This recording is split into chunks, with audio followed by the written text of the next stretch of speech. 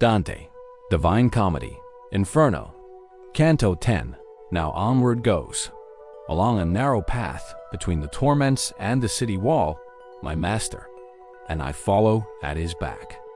O power supreme, that through these impious circles turnest me, I began, as pleases thee, speak to me, and my longings satisfy. The people who are lying in these tombs, might they be seen? Already are uplifted, the covers all, and no one keepeth guard. And he to me, they all will be closed up, when from Jehoshaphat they shall return here with the bodies they have left above. Their cemetery have upon this side, with Epicurus all his followers, who with the body mortal make the soul. But in the question thou dost put to me, within here shalt thou soon be satisfied, and likewise in the wish thou keepest silent. And I, good leader, I but keep concealed from thee my heart, that I may speak the less, nor only now hast thou thereto disposed me, O Tuscan. Thou who through the city of fire goest alive, thus speaking modestly, be pleased to stay thy footsteps in this place. Thy mode of speaking makes thee manifest, a native of that noble fatherland, to which perhaps I too molestful was. Upon a sudden issued forth this sound from out one of the tombs. Wherefore I pressed, fearing, a little nearer to my leader. And unto me he said, Turn thee, what dost thou? Behold there Farinata, who is risen. From the waist upwards, wholly shalt thou see him. I had already fixed mine eyes on his, and he uprose erect with breast and front, e'en as if hell he had in great despite.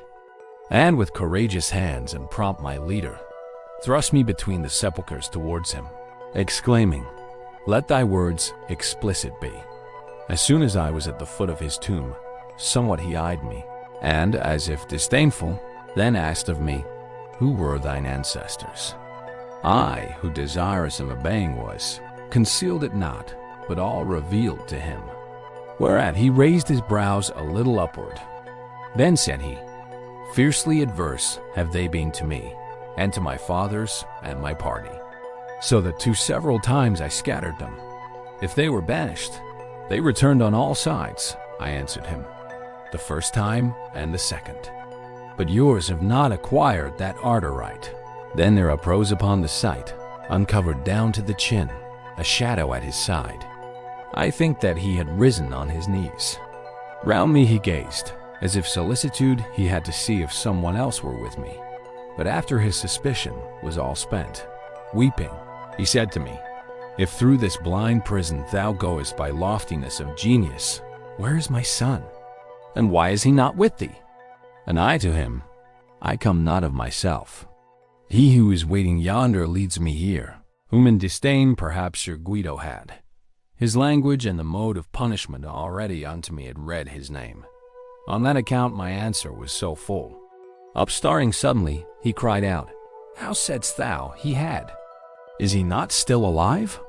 Does not the sweet light strike upon his eyes? When he became aware of some delay, which I before my answer made, supine he fell again, and forth appeared no more. But the other, magnanimous, at whose desire I had remained, did not his aspect change, neither his neck he moved, nor bent his side. And if, continuing his first discourse, they have that art, he said, not learned aright, that more tormenteth me than doth this bed. But 50 times shall not rekindled be the countenance of the lady who reigns here, ere thou shalt know how heavy is that art. And as thou wouldst to the sweet world return, say why that people is so pitiless against my race in each one of its laws? Whence I to him, the slaughter and great carnage which have with crimson stained the Arbia, 'cause such orisons in our temple to be made. After his head he with a sigh had shaken. There I was not alone, he said, nor surely without a cause had with the others moved. But there I was alone, where everyone consented to the laying waste of Florence, he who defended her with open face. Ah, that so hereafter may your seed repose, I him entreated. Solve for me that knot which has entangled my conceptions here. It seems that you can see, if I hear rightly, beforehand whatsoe'er time brings with it, and in the present have another mode. We see, like those who have imperfect sight. The things, he said, that distant are from us. So much still shines on us the sovereign ruler. When they draw near, or are, is wholly vain our intellect. And if none brings it to us, not anything know we of your human state. Hence thou canst understand that wholly dead will be our knowledge from the moment when the portal of the future shall be closed.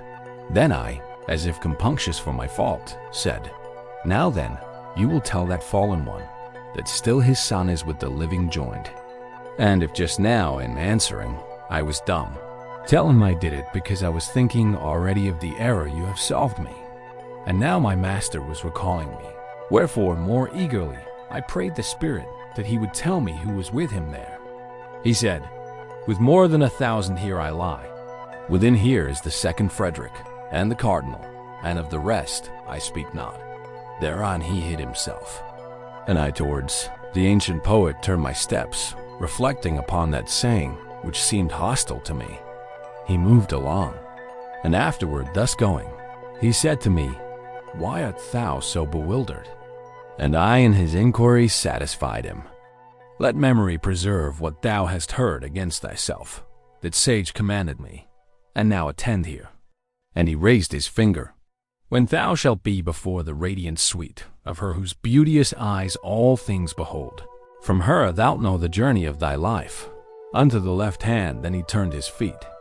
We left the wall and went towards the middle, along a path that strikes into a valley, which even up there unpleasant made its stench.